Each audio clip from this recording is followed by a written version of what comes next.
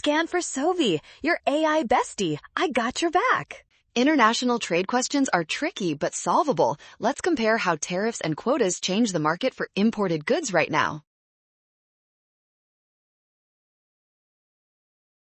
First, we need to understand that both tariffs and quotas restrict trade to protect domestic industries. They both raise prices and reduce the quantity of imports coming into the local economy.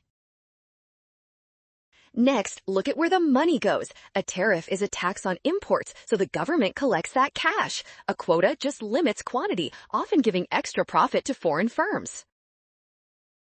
Finally, only the tariff creates direct government tax revenue. This key difference makes option D the only correct choice for our specific problem.